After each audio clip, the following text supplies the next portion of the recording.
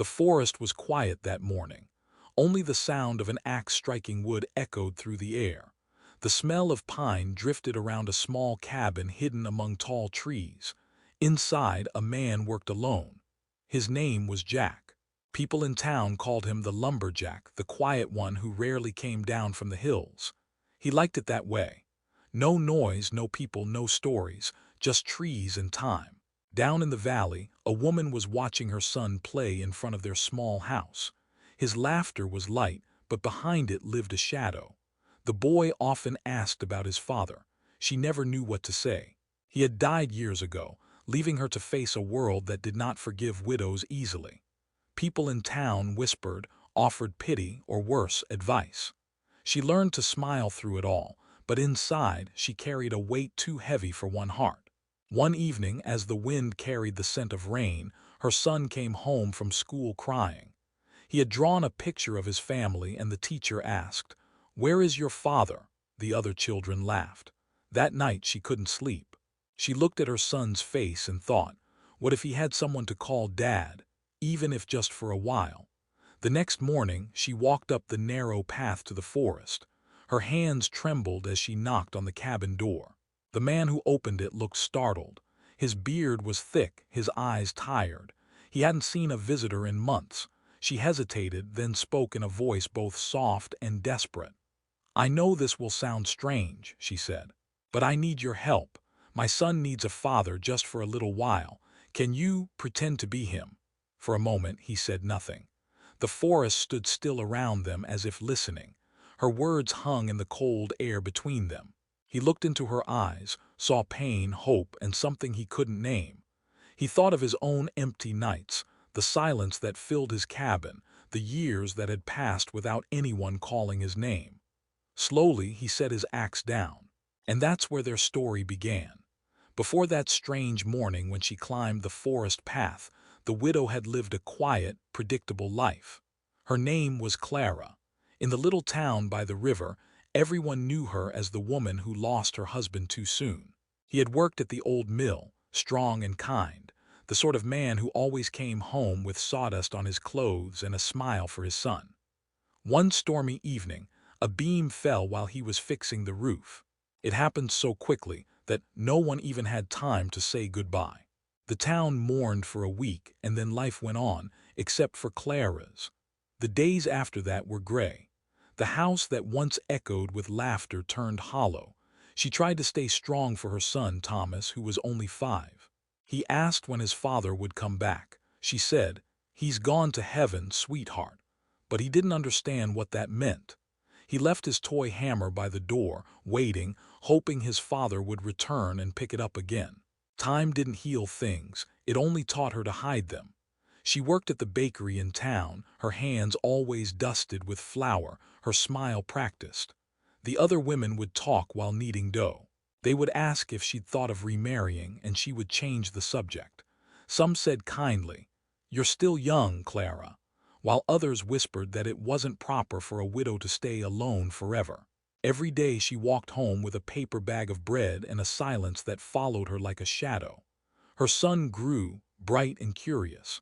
Thomas had his father's eyes and his laugh, but sometimes his questions cut deep.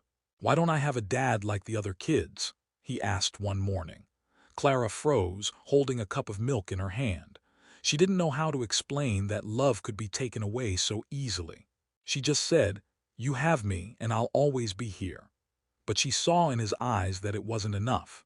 The world can be unkind to those who stand alone.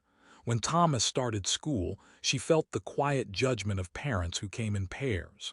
At meetings, she sat by herself while fathers lifted their kids onto their shoulders, laughing together. Thomas would look at them, then look at her, and something inside her would twist. She wanted him to have that, someone to look up to, someone who could teach him to ride a bike, someone who could fill that empty space. One afternoon, the teacher called her aside. "Thomas drew a picture today," she said gently.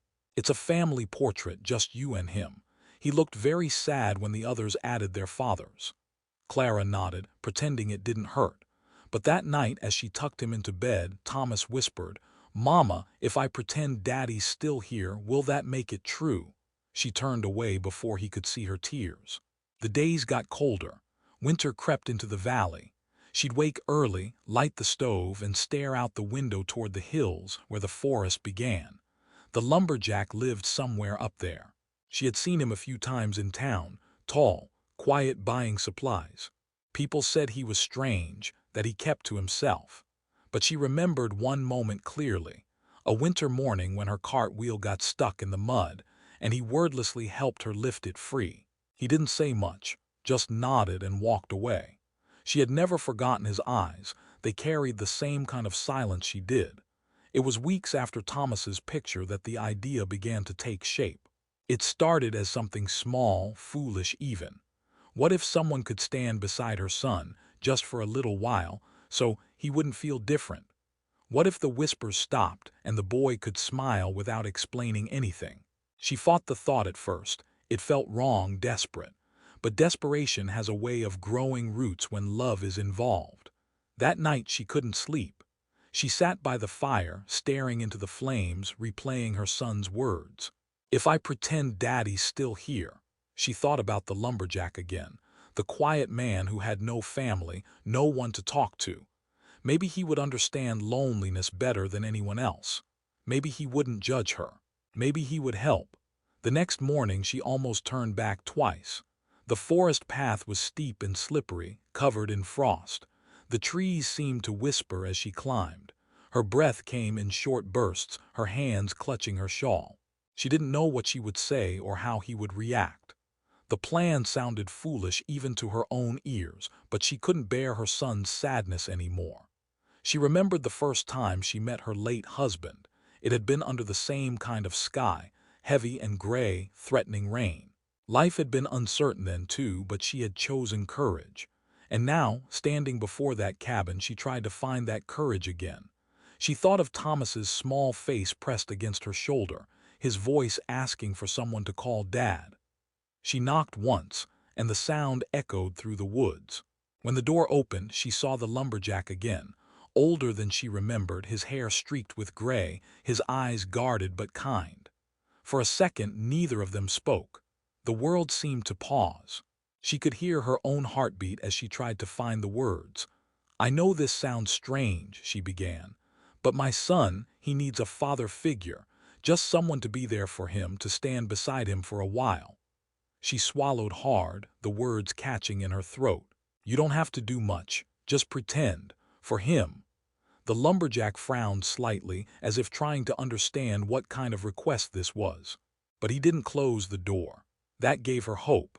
She could see that he recognized something in her tone, the same ache that haunted his own nights. Behind her words was not just a plea for help.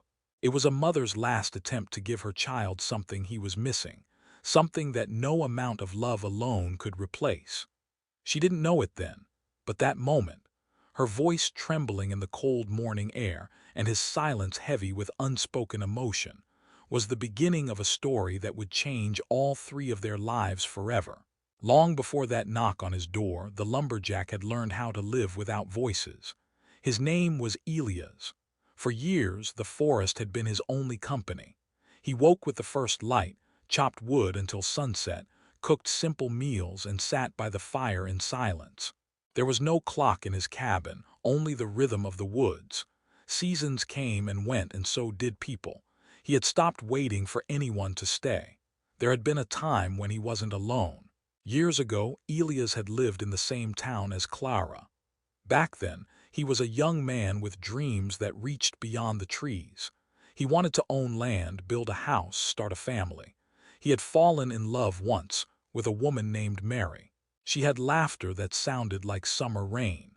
They had planned a life together, but fate has its own way of reshaping dreams. A fire swept through the mill where he worked, and in one terrible night, everything he knew was gone. Mary didn't make it out. After that, Elias left town. He didn't say goodbye to anyone. He just packed a small bag, took his axe, and walked toward the mountains. He built his cabin deep in the woods, far from people, far from memories. He thought he could bury his pain under layers of bark and sawdust.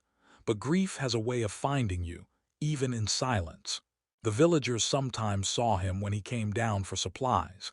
They whispered that he was strange, that he talked more to trees than to people. Some said he was dangerous. Others pitied him. Elias never cared what they thought. He liked the quiet. It didn't ask questions. The woods gave him everything he needed: food, work, and solitude. But sometimes, when the nights grew long and the wind howled through the pines, he would stare into the fire and feel the weight of emptiness pressing against his chest. He had learned to ignore it until that morning when Clara appeared at his door. He wasn't used to visitors. The sight of her standing there, her shawl damp with frost, her eyes filled with worry, caught him off guard. For a moment, he didn't know whether to speak or stay silent. Her words came out trembling, almost broken. "My son needs a father, even if it's just pretend." At first, Elias thought it was a joke, some kind of cruel test from the town, but the look in her eyes told him otherwise. It wasn't pity she wanted, it was help. Real, desperate help. He had seen that kind of pain before, the kind that hollowed you out from the inside. He looked past her and saw the forest trail she'd climbed alone. He could imagine how long she must have stood outside before knocking. That alone told him how serious she was. He didn't answer right away. He turned, walked back into his cabin, and she thought for a second that he was refusing her. Then he came back, slower this time, holding a cup of water. "You've come a long way," he said quietly. His voice was deep, rough, unused. She nodded and took the cup with both hands, not sure whether to thank him or start pleading again. Elias studied her face, the tired lines, the raw determination. She reminded him of himself in some distant, unbroken version of the past. He could almost hear Mary's voice in his head, teasing him for being too serious. He hadn't felt that memory stir in years. Something inside him shifted, though he didn't know what it was yet. He asked about her son. She told him his name was Thomas, that he was kind and curious but lonely. She explained about the school, the picture, the laughter of other children. She spoke softly, but her voice shook with each word. Elias listened without interrupting, staring at the fire behind her instead of her eyes. He didn't know what to say. He had lived without people for so long that he'd forgotten how to comfort anyone. When she finally fell silent, the forest filled the gap. The wind brushed through the trees, and a crow called somewhere in the distance.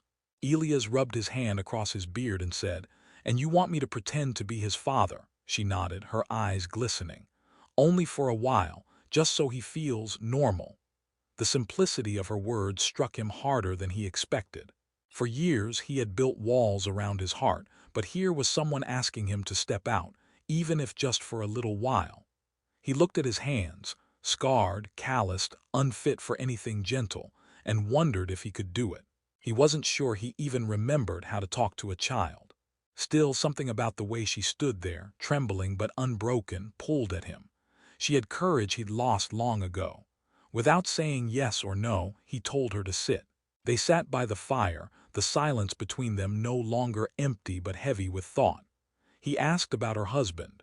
She told him the story in a few short sentences, each one slower than the last. He saw how her hands tightened around the cup, how she fought not to cry. He didn't know her well, but he felt her pain as if it were his own. When she finished, she said softly, "I'm sorry to bother you. I just didn't know where else to go." Elias looked into the fire again, remembering a time when someone had once said almost the same words to him. Back then, he hadn't been able to help. This time he could. He stood, walked to the corner of the cabin, and picked up his coat. "You said the boy's name is Thomas," he asked. She nodded. "Then I'll come meet him tomorrow." Her eyes widened, unsure if she'd heard him right. He gave a small nod, slow and certain. "Just for a while," he added. As she left, the wind had softened.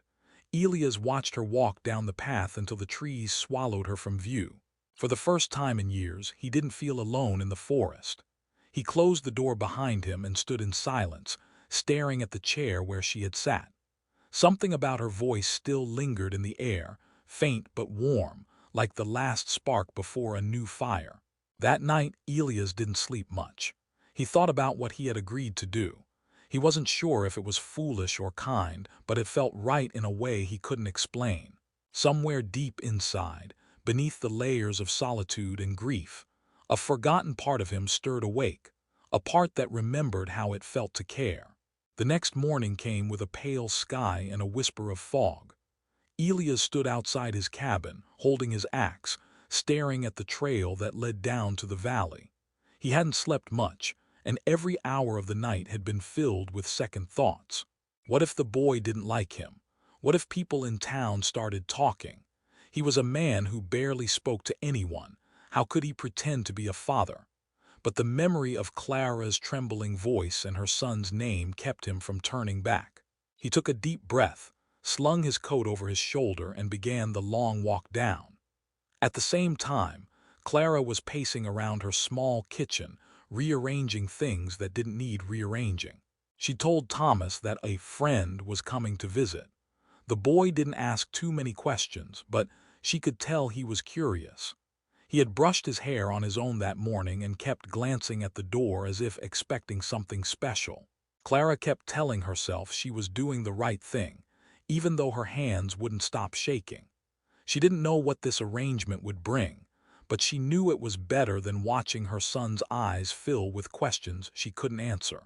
When Elias appeared at the edge of the yard, Thomas was the first to spot him.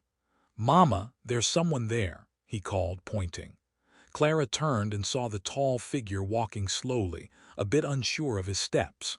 He looked cleaner than before, his beard trimmed, his shirt tucked in. But there was still something rough about him, something that spoke of years alone with the wind. She went out to meet him halfway, her heart pounding. "Good morning," she said quietly. Elias nodded. "Morning."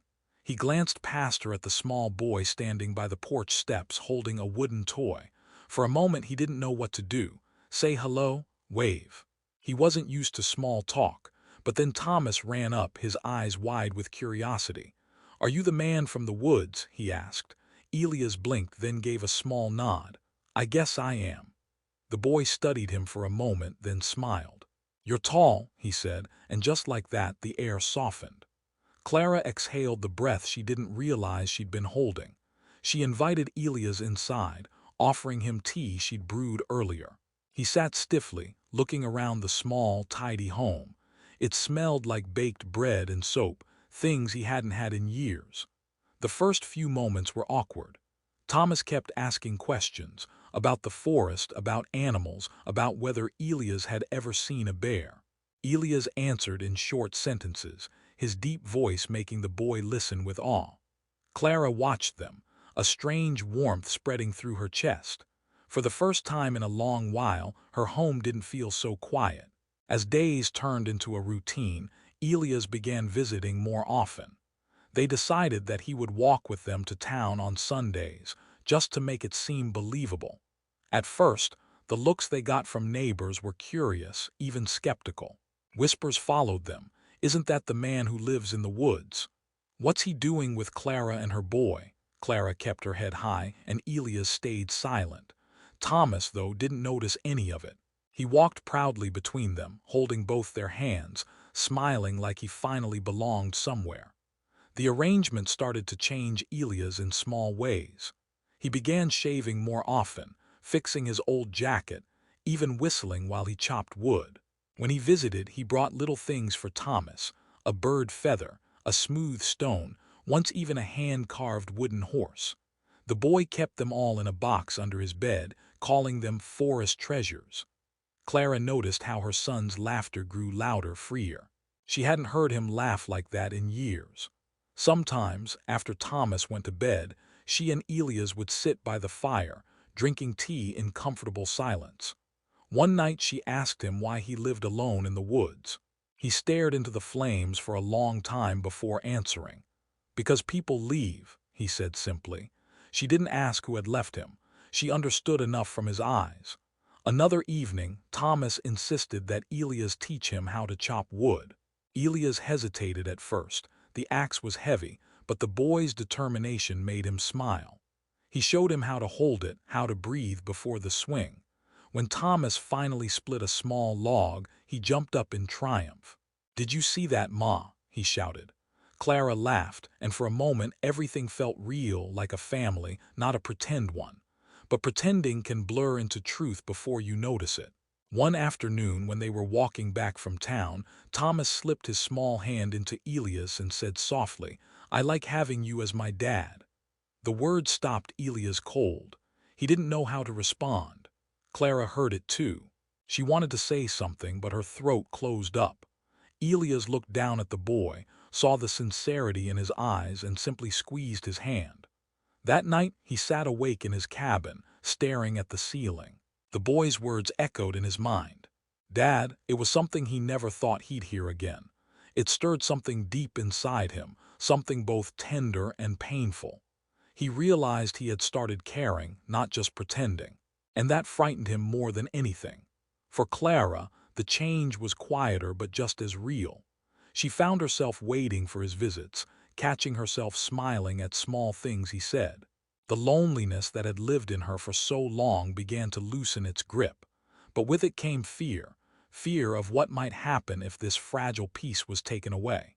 She knew it couldn't last forever. One morning, as she watched Thomas and Elias build a small birdhouse together, she felt tears sting her eyes. It looked so natural, the boy laughing, Elias guiding his hands, the sun catching in their hair. For a heartbeat, she forgot that it was supposed to be an act. She forgot the whispers, the stares, the bargain she'd made. All she saw was something that looked a lot like happiness, but even happiness can be fragile. And somewhere, deep inside both of them, was the quiet understanding that pretending had opened a door neither of them could easily close again. As winter began to fade, the small town thawed with it. Snow melted from the rooftops, and the river started to move again. The season had been long, filled with silent mornings and slow afternoons, but for Clara and Thomas, it had passed like a dream. Elias had become a part of their daily life, so naturally, so quietly, that it no longer felt like pretending. He was there when Thomas came home from school, there when the stove fire burned low, there when Clara forgot how to laugh, and he somehow reminded her. But the world outside their little home had sharp eyes and sharper tongues. At the market, whispers followed Clara more than before. "She's keeping that lumberjack around," one woman muttered near the bread stall. Another answered, "A widow and a man living alone. What do you think is happening?" Clara pretended not to hear, but every word stung like a splinter. She told herself it didn't matter. Yet every evening, when Elias knocked on her door, she hesitated just a second before opening it, afraid that someone might be watching. Elias wasn't blind to it either. He noticed the stares, the way men at the tavern paused when he walked in, the way conversations dropped silent until he left. He'd lived apart from the town for so long that he thought their judgment couldn't touch him anymore. But now he cared, because Clara lived there, because Thomas did, and the thought of their names being dragged through gossip made his stomach twist. Still, he couldn't stay away. Something about that house drew him back every time. The warmth, the smell of bread, the way Thomas laughed when Elias lifted him onto his shoulders. He told himself he was doing it for the boy, keeping his word, finishing what he started. But deep down, he knew that wasn't the truth anymore. One evening, as the sky turned orange over the pines, Thomas sat on the porch steps, carving a piece of wood with Elias' knife. Clara was hanging laundry nearby, humming softly. Elias watched them both and felt something so strong it almost scared him. For the first time in years, he didn't feel like an outsider looking in. He felt like he belonged there. That moment was broken when a voice called from the road. "Clara!" It was Mr. Harlan, the mill foreman and her late husband's old friend. He walked up the path with a firm look on his face, tipping his hat at Elias but not smiling. "Evening," he said flatly. Then to Clara, "Could we talk?" She nodded, uneasy. Elias stood back, pretending not to listen, though every word reached him. "I heard you've been keeping company with this man," Harlan said, lowering his voice. "You know how people talk. It's not right, Clara. You've got a boy to think about." Clara's face flushed. "Elias has been kind to us, that's all." Harlan shook his head. "You're a good woman, don't let folks say otherwise. But if you keep this up, they will. You know how this town is." Elias turned away, jaw tight. He'd faced storms, beasts, even the loneliness of years, but gossip was a different kind of enemy. It crawled under your skin, poisoned everything it touched. When Harlan finally left, Clara stood still for a long time. Elias walked over, his voice low. "If my being here causes trouble, I'll stop coming." She looked up sharply. "No." The word came out stronger than she expected.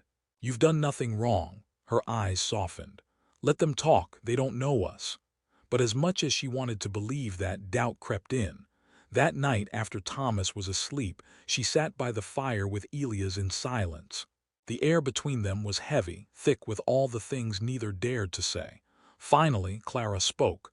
"Maybe this has gone too far, maybe he's right." Elias didn't answer right away. He stared into the flames, the light flickering over his weathered face. "Too far," he said quietly. "You asked me to pretend. But tell me something, when did it stop feeling like pretending to you?" The question hit her like a spark. She opened her mouth, then closed it again. Her hands trembled. She wanted to say it never stopped, that it was still just a kind act. But that wasn't true. She'd seen how Thomas looked at him, how she herself had started looking at him. The lines between make-believe and real had blurred until she couldn't tell which side of the story they were on anymore. Elias stood, pacing slowly. "You don't owe me anything," he said. "I can go back to the forest if that's what's best for you both." Clara rose too, her voice breaking. "That's not what I want." Their eyes met in the dim light, and the silence that followed said more than any words could. Something fragile, something unnamed, lived in that space between them. The next few days passed differently. Elias came less often, unsure if his presence was welcome. Thomas noticed the change right away. "Why doesn't he visit anymore?" he asked. Clara tried to smile. "He's busy with work." But her voice wavered and Thomas frowned. One evening, unable to stand it, Thomas ran off toward the forest. Clara realized too late and went after him, panic rising in her chest. She found him near the riverbank, sitting on a rock and crying. "I just wanted to see him," he said between sobs. "I thought maybe he didn't want to be my dad anymore." Elias appeared then, stepping out from behind the trees. He had been chopping wood nearby and heard the boy's cries. He knelt beside him, his large hands resting gently on the boy's shoulders. "Hey now," he said softly, "that's not true. I just thought maybe your mama needed some quiet." Thomas sniffled. "But you said you'd always come back." Elias swallowed hard, the promise catching in his throat. "And I will. I always will." Clara stood watching them, her heart torn between fear and gratitude. When their eyes met, Elias gave a small nod, and she knew that no matter how much gossip or judgment surrounded them, something real had already taken root. That night, back at home, Thomas fell asleep holding the wooden horse Elias had made for him. Clara sat by his bed, brushing a strand of hair from his forehead. Through the window, she could see the faint glow from the forest, where Elias' cabin stood hidden among the pines. She whispered into the quiet room, almost to herself. How did pretending become this real? Outside, the wind carried no answer, only the sound of the river, steady and endless, like time itself waiting for what would come next. Spring came slowly that year, as if the world itself was hesitant to wake. The snow melted in the hills, turning the soil dark and rich. Tiny green buds began to peek through the ground, and the forest filled again with the sound of running water and birdsong. Life was returning, but so were the questions that Clara, Elias, and Thomas could no longer avoid. Elias had kept his promise. He still visited, though not every day. When he did, Thomas ran to meet him, shouting his name, his laughter echoing down the road. Clara always watched from the doorway, her heart both light and heavy. Every time she saw Elias lift the boy into his arms, she felt that familiar ache in her chest, a mixture of joy, fear, and something she dared not name. The town still talked. Whispers came and went like wind through wheat, never staying long but always returning. Some days Clara pretended not to hear. Other days she felt them stick like burrs under her skin. But it wasn't the gossip that troubled her most anymore, it was the uncertainty. She had started something that had grown far beyond her control. Elias, too, felt the weight of what they had built. He had spent years living without connection, believing that loneliness was safer than loss. But now, every moment with Thomas, every shared glance with Clara, chipped away at the walls he'd built. He found himself thinking about them even while working in the forest. Sometimes he'd split a log and imagine Thomas running through the trees, calling him Dad. Sometimes, late at night, he'd look at the second chair by his fire and wonder what it would feel like if Clara were sitting there. One morning he brought them something, an old photograph, faded and wrinkled. It showed a woman smiling beside a young Elias. "Her name was Mary," he said quietly. "She was my wife." Clara didn't speak. She just listened as he told her about the fire, about the years of silence that followed. "I thought I'd used up all the love I had," he said. "But now," his voice trailed off uncertain. Clara reached out, her hand trembling slightly, and touched his arm. "You didn't," she said softly. "You just buried it." Her words lingered between them. For the first time, Elias smiled, a small, tired smile that reached his eyes. It was the first time he'd spoken about Mary in years, and somehow, instead of reopening the wound, it eased it. Days passed, and life found a strange rhythm again. Elias taught Thomas to fish in the shallow creek. Clara began baking bread for the market, with Elias helping her carry the sacks of flour. In those quiet moments, they looked like a family, even though no one dared to call them that. But peace never stays for long when built on fragile ground. One afternoon, while Elias was repairing the fence behind Clara's house, a stranger arrived in town, a man in a dark coat, carrying a letter with the seal of the lumber company. He came to speak with Elias about a new logging contract deep in the northern forest. "Good money," the man said. "Enough to keep you set for years." Elias listened, his expression unreadable.